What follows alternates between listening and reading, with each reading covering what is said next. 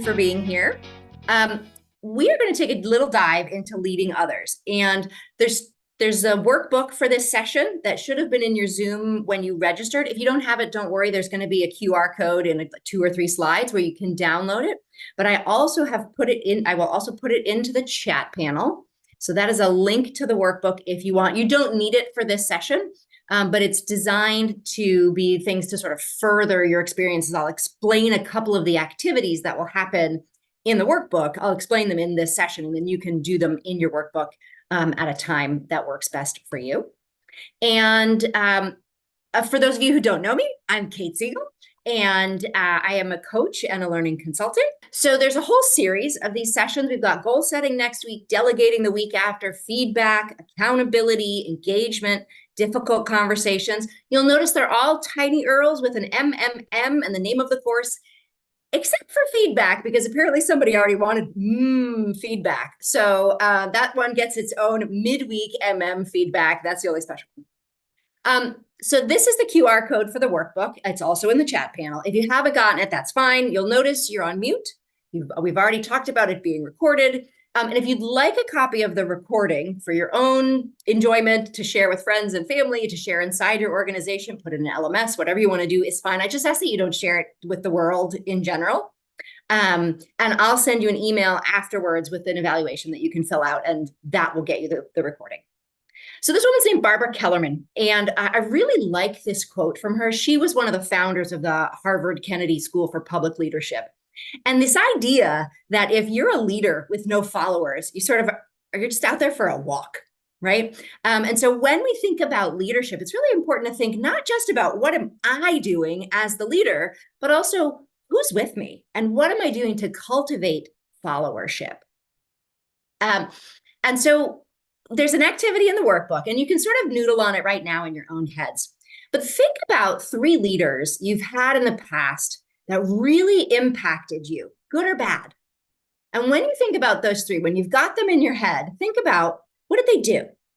What did they not do? What is it about them that stood out to you? Is it the way they were, how they interacted? Was it their skill, their acumen, their empathy, their whatever it was? What made you want to follow them? And that's a great activity to sort of noodle on, because it will help you identify in your own head, what are the key characteristics and qualities of leadership that are important to you? So in this session, the first half, we're going to separate leadership and management. They're both important, but they're very different. And then we're going to, in the second half, look at how do we meet our employees' needs? How do we know what they are? And how can we more regularly and more consistently meet those needs? So let's start by differentiating these two. And I apologize in advance. A lot of the quotes you're going to see in the management section are from old white dudes. Turns out young, awesome people are not talking about management as much. You'll see a lot more in leadership. But if anybody's got great quotes from non-old white dudes, I'm really excited to hear about them. But these two, in my opinion, really capture that difference between them. And the essence is really that leadership is about deciding where we're going, and management is about how we're getting there, right? And I think we need both of those. Otherwise, we just spend all our time in the status quo and managing what's currently happening, or we spend all our time envisioning what's possible, but never taking any concrete steps to get there. So, okay, this is a time for your fingers to get nimble and limbered up. In the chat panel, I'd love for you to, just off the top of your head, when someone says, like, what is management? How would you define it? And you're also welcome to come off mute if that's easier, if that's what you prefer. Task focus, yeah, overseeing the things, getting things done. Oh, this is interesting. Empowerment, coaching, advocacy, overseeing how to get from A to Z. Yeah, absolutely. Like there's a lot of, I'm hearing the overseeing, the keeping track of, ensuring deliverables. Yes, yes, yes, yes, yes. Yes, organizing. Yes, absolutely. Yes, nice, awesome. The way I've boiled it down, and I'm by no means saying this is the textbook definition or the only one, but the way I look at management is it's really getting work done through the efforts of other people, right? I can't just take all the work and do it all myself. I got to find a way to get these other people skilled, qualified, interested, talented. And there's three sort of components to this, right? One is managing the work. Who gets the right amount? What do they need? The other is managing relationships. How does our team work together? How does our team interact with the other teams? And then also there's managing yourself. And it wasn't until I first became a manager that I realized how many people look at you and watch you when you're a manager, right? The people above you in the organization are watching you to see how you perform as a manager, but more than anything else, your people are watching you. And so self-management becomes a huge, much more important thing as a manager than it does as an individual contributor, though I would argue it's important in both places. Again, another old white dude, I'm sorry, but this I think is really great, is that management, it's not just a science, it's not an art, it's like craft and science and magic and a little bit of zhuzh all squished together. It's this intersection of interpersonal skills and technical and tactical skills. And so I've pulled out some of the most important management skills that I think, but again, I'm not claiming to be right here. First, this self-awareness, and then goal setting, delegating, creating accountability, feedback, driving employee engagement, and having difficult conversations. And most of them are covered in the free webinars I'm offering. So hooray, I've solved all of your problems. And the good news is self-awareness is something that I work with with a lot of my clients as a coach. So if these are things that you're interested in, obviously I am right here. So fingers nimble again. What's leadership? How would you define leadership? And you can look through the chat panel again, because it's obviously not going to be defined the same way as you defined management. What's the difference? Yeah, so I like that, setting the vision, absolutely. Yeah, leading by example, encouraging ideas, building excitement and ambition, mentorship, coaching. That's it. That's all. It's so easy. We'll just do that in a day. We're in 45 minutes. Bringing your team along. I love that. Identifying when things need to shift. Yes, mentorship, coaching, people, relationship development, accountability. That's interesting, right? Yes, accountability is both, I think, leadership and management, right? You want to set a culture as a leader where we hold ourselves accountable. But then if that doesn't work, then we need to step in as leaders and hold each other accountable as well. Awesome. So for the sake of time, and if you're still typing, just put it in, because we'll still get to it. The way I've defined it, and again, I'm not claiming to be right, is mobilizing others in pursuit of a common goal. And that takes a bunch of different forms. Is it guidance, inspiration, influencing them, setting that vision, like Wendy said, motivating them, supporting them? And for each of us, for each leader and manager, support looks different. Motivating looks different, right? We've got our own styles. And that's why I think it's super valuable to get some of these trainings, because then you've got tools that you can also consistently rely on. So here we are in the leadership section. We finally get to hear from some women. And I love this quote from Sheryl Sandberg, not just because my maiden name is Sandberg, but it reminds me of that idea of, do you make a greater impact when you enter the room or when you leave? Right?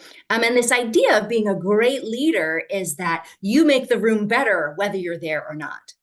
And the other side of leadership that I think is really important, and that gets overlooked too much, is empathy. We have to care about the people we are leading, and not just as functional components or cogs in a machine, but when we think about, especially when you think about how much does work mean to you? How much of your identity is tied to what you do? I mean, it's often the first question people ask when they meet you. What do you do? Right? So this idea, I think it's really critical when we think about this to think with empathy. Now I'm realizing I'm about to play a video and I can't remember whether I set this up to play the sound through the computer. So bear with me if it fails. There are two things that I think that great leaders need to have: empathy and perspective. And I think these things are very often forgotten. Leaders are so often so concerned about their status or their position in an organization, they actually forget their real job. And the real job of a leader is not about being in charge, it's about taking care of those in our charge. And I don't think people realize this, and I don't think people train for this. When we're junior, our only responsibility is to be good at our jobs. That's all we really have to do. And some people actually go get advanced educations so that they can be really good at their jobs, accountants or whatever, right? And you show up and you work hard, and the company will give us tons and tons of training how to do our jobs. They'll show us how to use the software. They'll send us away for a few days to get trained in whatever it is that we're doing for the company. And then they expect us to go be good at our jobs. And that's what we do. We work very hard. And if you're good at your job, they'll promote you. And at some point, you'll get promoted to a position where we're now responsible for the people who do the job we used to do, but nobody shows us how to do that. And that's why we get managers and not leaders. Because the reason our managers are micromanaging us is because they actually do know how to do the job better than us. That's what got them promoted. Really, what we have to do is go through a transition. Some people make it quickly, some people make it slowly, and unfortunately, some people will never make that transition at all. Which is we have to go through this transition of being responsible for the job and then turning into somebody who's now responsible for the people who are responsible for the job. So that's Simon Sinek, if you're not familiar with him. Yes, white dude. I recognize there's so much white dude in this presentation. I am working on that. But I'm curious, what are your, and you can either type it in or you can come off mute, what are your reactions to that as a concept that we're no longer, I mean, I think many of us are in a position where we're still doing the job, right? We get promoted, we still do the job, and now we're also overseeing the other people who are doing the job. So in your workbook, there's two really great activities that you can use for yourself or with your teams or anytime you're in a situation where you want to differentiate leadership and management. And one of them is looking at what happens if you have leadership and management. What happens if you have management but no leadership? Leadership but no management, or neither, right? And then the other one is really just to spend a little bit of time defining what is a manager and what is a leader. And when you are the leader and you do that activity with your team, it's really interesting to see what comes out, because then you see from your people what's important to them. And then you have the opportunity to decide whether that's important to you, and is it important for the team that you display these characteristics, et cetera. So those are there for you to use and love if you want. Another one that I really like is, and you can see a little bit of it on the screen here, but again, it's in the workbook, is there's a whole column of signs that you're managing. And I'm not saying they're right or wrong. I'm not saying that they're only managing, that they're, there's crossover. There is, I don't think management and leadership are rigidly, perfectly defined. But the idea on this one is to look at the list and say, am I spending too much time in one column? Am I overweighted in one column? And am I underweighted in the other? And while our jobs often change day to day or week to week, month to month, whatever, it can be valuable to sort of check in regularly with this list to see, am I overdoing it in one way or the other? So that's I sort of shallow dive into separating leadership and management. I'm going to transition here to meeting employee needs, but I'll pause in case anybody has any questions, thoughts, comments about the first section that we looked at. Okay, moving on.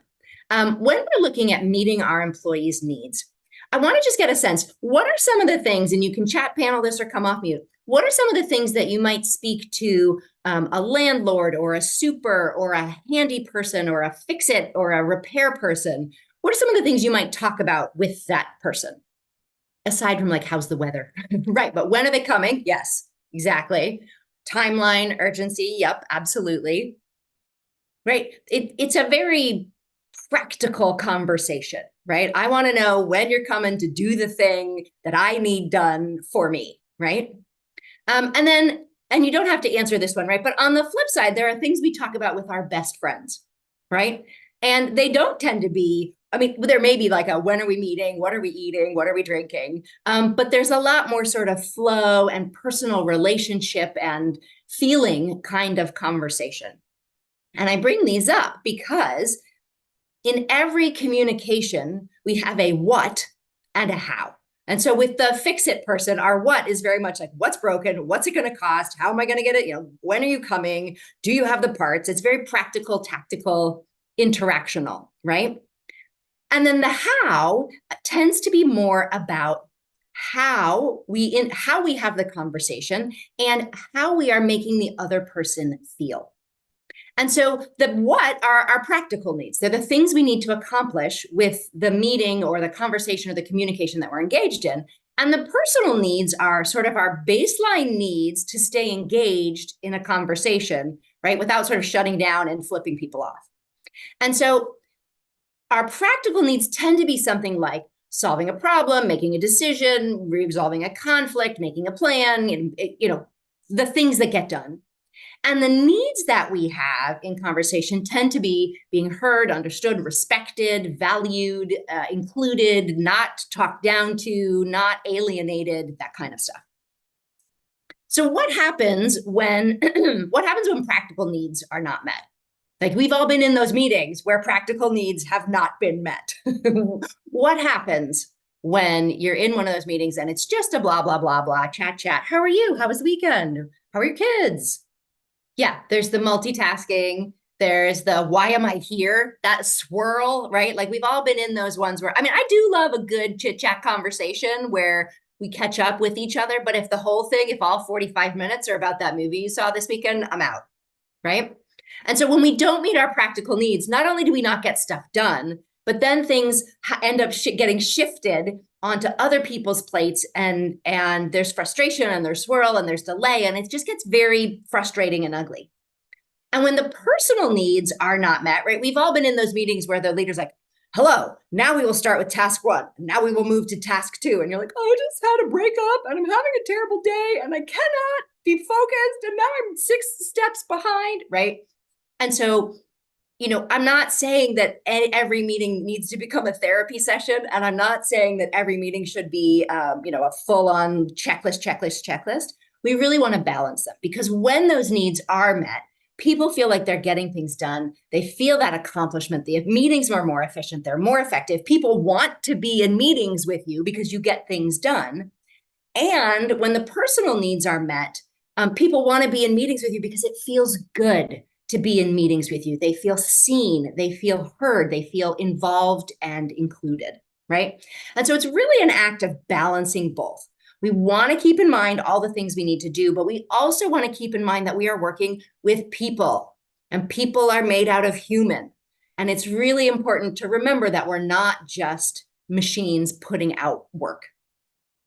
So I'm going to give you 3 tools for each of these so that you can balance both the personal and the practical needs in your meeting. And I'm starting with the personal ones because I find that these are less obvious and they're less practiced in workplaces. And then the practical ones, I think you'll be like, yep, check, check, check. So I'm going to start with empathy. And really the key to using empathy is when you see something going on for somebody else, identify it, but not in an accusatory way, not like you're having a crap day today. Like, that's not going to fly. The phrasing I like to use is, I can see you are fill in the blank. And then ideally, if I have any idea what's causing the fill in the blank, to tack that on. And tacking on what I think is causing the fill in the blank helps that person seem doubly seen and felt. So for example, I might say, if you've just come in and been like, oh, the traffic was a nightmare, and oh, I got stuck, and I've been in traffic for weeks and I feel terrible, I would simply say, I can see that traffic was really hard on you, right? I love the phrase, this is my cheat sheet, I love the phrase upset. I can see that traffic really upset you, because I'm not entirely sure if you're mad or frustrated or sad or disappointed or whatever. So upset is a great word to use. I can see you're upset about this. This can backfire on you. There was one time I said to one of my direct reports, I said, I can see that you're really upset with me and a coworker. And she looks at me, she goes, I'm not upset with the coworker. And I was like, oh, okay. So I blew it on that one. But I would say the most of the other ones, I've managed to get it. It's a practice. It doesn't come naturally to everyone. But the more you can look and call out emotion when you see it, it does tend to drain the energy from that emotion. And I love this. This guy is Roman Schnaritz. And I love that it's not just about seeing things from somebody else's perspective. Empathy really is the cornerstone of working well together. It really is that way that you're going to be able to see and include and value other people in your team. The other component of empathy is really reading those nonverbals. And so on Zoom, I think it's much harder, especially because sometimes, some people are like, they only come up to here and you can't see what's going on in their head, in their bodies. But so it requires us to look at, are they participating? What's happening? What are you seeing on their face? And what are you not seeing on their face? Do they have a poker face the whole time? Are they making eye contact, or are they looking at their other screen the entire time? Right? And what's the impact of being, especially in a close conversation with someone, when they're not even looking at you?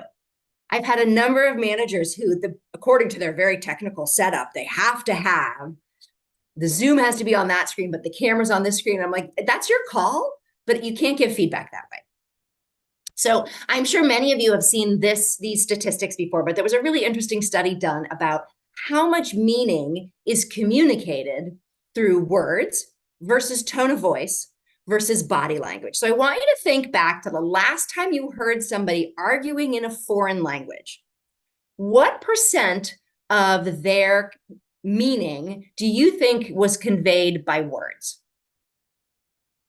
Right? Because you're watching them. You know they're having a fight. You know somebody's in trouble. You don't speak the language, but you know somebody's in trouble. Right? So 50% we think is depending on words. It's okay. You can look at another screen when you're on a webinar. No problem. 35. Okay. Okay. This is interesting. Anybody else want to hazard a guess here? So the study actually showed that 7% of your meaning comes from words. 38% comes from your tone of voice, and 55% comes from your body language. And that's how you can know when someone's like, I'm fine, that they're not, right? And I've done that. I'm totally fine. Everything's okay. That study was done in person. It was done years and years and years ago before virtual happened. But I agree with you. And I think since that study, we have moved over to a world that is so much email. But my gut, and again, I'm not going to be, I'm going to rely on the data on this one, but my gut says we can pick up on those signals and intuit when someone's words don't match what they're saying. What they're expressing with their bodies. So let's just take a look at this. What do you think this guy is feeling? Just by looking at this one still image of him, what do you think he's feeling? Stressed, defeated. Ooh, I like that. Those are very specific. What about her? Tired.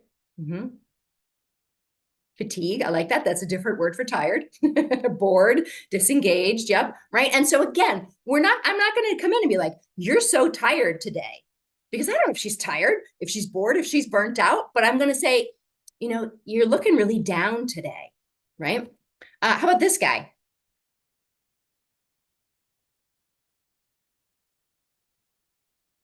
Annoyed. Okay.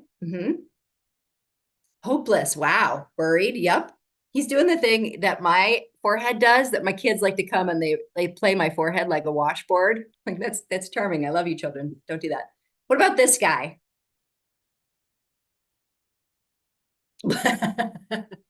You're seeming very blah today.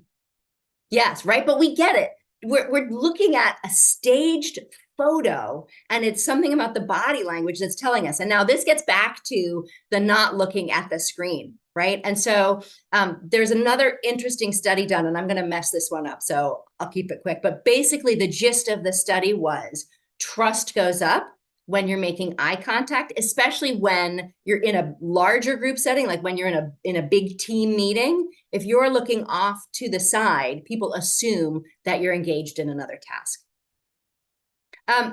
So the next thing, right? The first tool was empathy. The second tool that we're looking at is encouraging involvement, right? And when we think about leadership and we're thinking about our followers, not just ourselves as leaders, we really want to think about how do we pull the best out of the people who are working with us. And so part of that is encouraging everyone to participate, especially if you are an extrovert like me, truly, yours truly, myself. I can eat up all the air in the room. And so when I'm in a leadership position, I need to stop and make space and engage with people and create the space for them to engage. And I want to pause for a second because Taylor's raised a really great question about how do we, when we go back to the eye contact issue, how do we engage the people who struggle to make eye contact? I don't have a great answer for that one. I love the call out. And I'm going to noodle on that, and I will get back to you on that because I think it's truly real.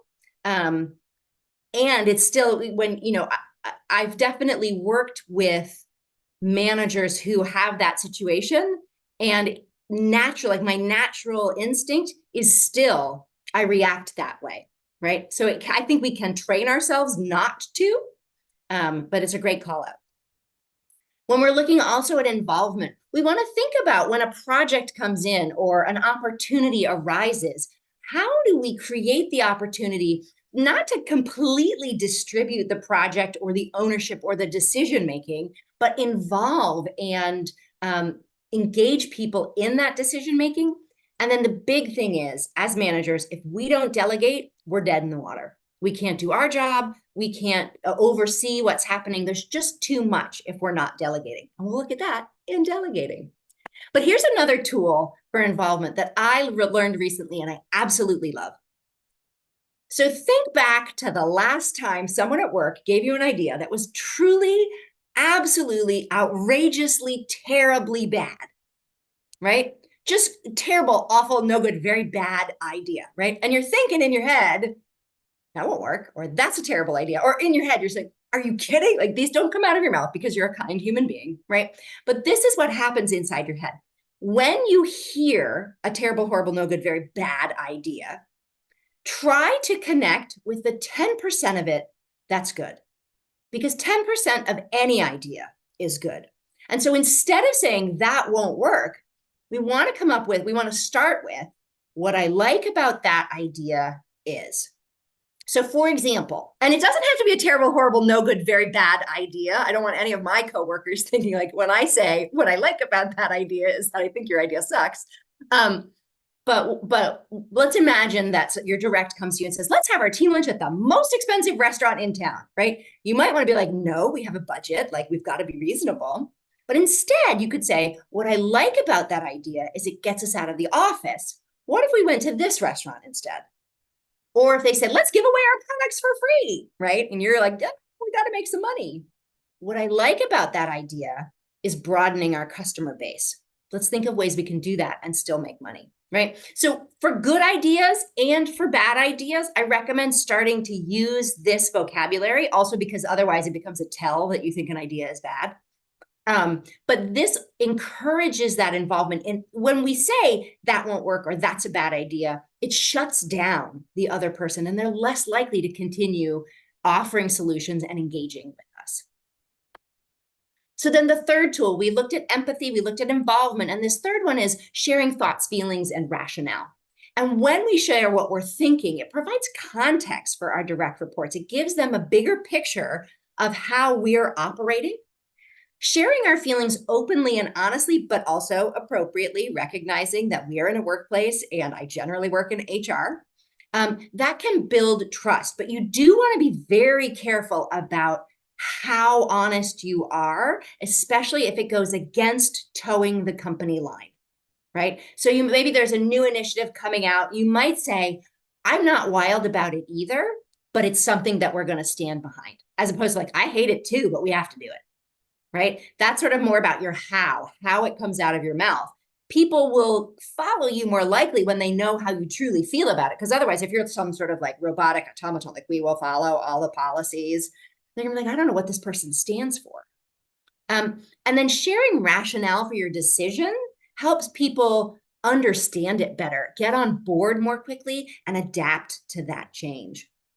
So I like to keep some phrases in my back pocket so I can just sort of whip them out when I need them. So you can see them here on the screen. But really just think about it. Instead of it's like, we're making this decision because we're making this decision, let's give the bigger picture. Let's understand how this decision impacts things downstream or upstream, or the more we can share without turning it into war and peace, the more likely people are to buy in. And here's a good example. So imagine we were having this session in a room together.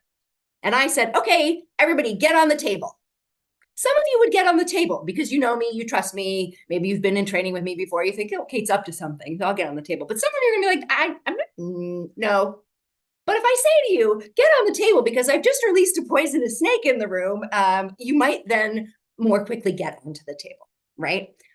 I'm not saying that your policies and the decisions you're making are poisonous snakes, but the more information you share, the more likely they are to follow. So then let's look at meeting these practical needs. And there's 3 steps here as well. It's planning ahead, clarifying your expectations, and then using procedural statements when things get off track.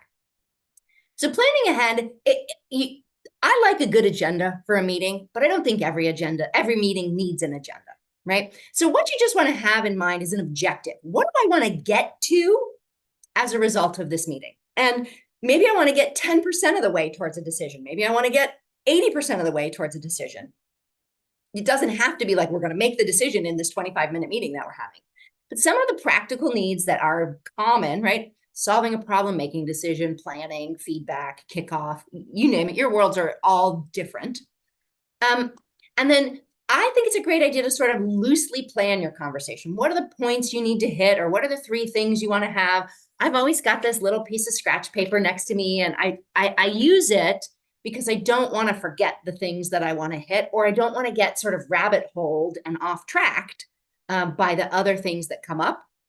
But that being said, you do want to stay open to these other things as they arise. And so one of the skills we use as trainers and facilitators is there's usually a parking lot in a training room. And it's just a piece of flip chart paper where you put things that people come up, they're valuable, important things you want to address, but you don't have time to address them right now. You can use that in meetings too. Just have a meeting parking lot and throw some things on there that you'll come back to maybe at the next meeting, or you plan another meeting that's a little bit longer. The other thing that you want to do when you're meeting practical needs, and we'll talk about this more in depth when we look at accountability, is sharing your expectations. And so I once worked at a fashion company, and I had a direct report at that company who, well, I'll tell you that story in a minute. It's important to be specific about the expectations that you have. And so we all have different expectations around communication. Some of us are email people, some of us are text people, some of us like to talk on the phone. Remember phones? Some people just want to get text, right? Letting your team know, and I'm making this one up, but right, try me by email. And if I don't respond right away, then text me. And if I don't respond right away, then call me, right? Giving them that chain of urgency, when which one should you use, when and how, that really helps. Communication level of detail. When do you want the big picture? When do you want all the bumps in the road? How long should they take to respond to you? How should they handle problems? Do you expect them to come with a solution, or can they just dump the problem on your desk, right? Similarly, attention to detail. What work that you do can be sort of quick and fast and maybe not perfect, and what work needs to be ticked and tied and totally perfect. What do you expect about their interactions with clients or customers? What do you expect about their working hours? What do you expect about their working location, right? Again, this all tends to be really, really fluid, and it can vary in the same organization. These expectations are going to vary manager to manager, right? This is where it gets hairy and messy, and my friends in HR are all like, I know, I have the headache about this already. But if you don't share your expectations with your direct reports, there's no way they're going to meet them. Like they just are not mind readers. They're cute, but they're not mind readers. So I was starting to tell you a story. I worked at this company, and one of the women who reported to me was very, very fashionable, very trendy. And I was working in the HR department. And because we were in training, we had to get up in front of the room full of people and at least look like experts, right? And one day, I swear to you, she showed up. This is not her. She showed up in what I promise you looked like a bathing suit. Now, I had no idea that I had an expectation that my direct reports not show up in a bathing suit until she showed up in a bathing suit. So again, am I telling you to tell people what to wear? No, I'm not. But if you have an expectation around what is and is not acceptable for client presentations, customer interactions, you tell me, then you need to communicate them, because it's no fair if you don't. So then another activity, and this is in your work. Oh, just this one is not in your workbook yet. I would love, this is one I think is fun. In the chat panel, do not think about this very much. Do it as quickly as you can. How many is a few? How many is some? When is ASAP?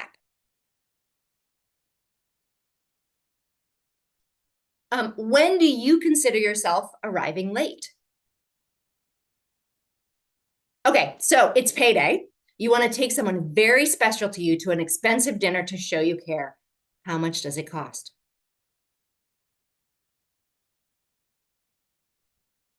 So when you ask your direct report to organize an important dinner for a few of your clients ASAP, is there any wonder why you're not on the same page? Right? And so there are also, we want to think about what are these loosey-goosey words that we use that we expect to mean within 15 minutes or before the end of the day, right? So then another thing that, and this we're going to look at more in accountability, but this activity of setting performance expectations, and I know some of you on the call have seen this before, it's really magnificent and you don't need a whole lot of instruction. Essentially what you do is you look at what is the purpose for this role? What is the main reason this role exists?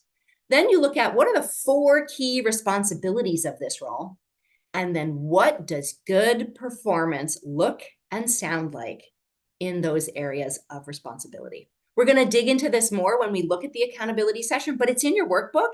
If you want to take a stab at it now with one of the jobs of somebody who reports to you, it could be a good head start. And then when you come to accountability, you're like, I have questions. So then the third tool here in terms of meeting practical needs is using procedural statements. And these are the kinds of things that you say that shift the tone or shift the energy or shift the direction of the conversation. So you can see some on the screen. I like one, when people end up swirling and going down a rabbit hole, I like saying, we've kind of gotten off track here. Can we come back to the agenda, or can we put this on the parking lot, right? The other thing that it can do is if you are starting to get really upset or frustrated or angry, upset, you see my favorite word, upset. When you're starting to get upset by the conversation, you can say, you know what? I need a minute. I don't think anyone would begrudge you that minute. Instead of you sitting there being upset and not processing the things. I just learned the other day that adrenaline and intense emotion block your memory. And so if you're in a hyper aroused state in a meeting and you're walking away with to-dos, you're not going to remember what they are, right? So the procedural statements allow you to just pause, stop, redirect, tone down the energy, end the meeting if you need to, and come back to it again later when things are more manageable. So my friends, that's what I have for you. We looked at in the beginning of the session, we looked at what's the difference between leadership and management. And it's a little blurry, the lines overlap. And we looked at those employee needs, both the personal needs and the practical needs. So what I'm going to send you into the world thinking about, and this is also in your workbook, is think about the people who follow you. If they were to come to this webinar and put you in their leadership lineage, what would you want them to say about you? What would you want them to say that you did, that you didn't do? What was it about you that made them want to follow you? And so the QR code that you see here, I'm a queen of QR codes. I got QR codes coming out my ears. This one will take you directly to the course evaluation, which is also where you can sign up for the recording. So if you want to just do that right now and get it out of the way, that's fine. I will also send you an email after this that will send you a link to the evaluation, which is also how you can get the recording. While you are, if you're still typing, I'm still here. I have the next 15 minutes totally free. So if anyone wants to stay on and ask me questions, I will end the recording.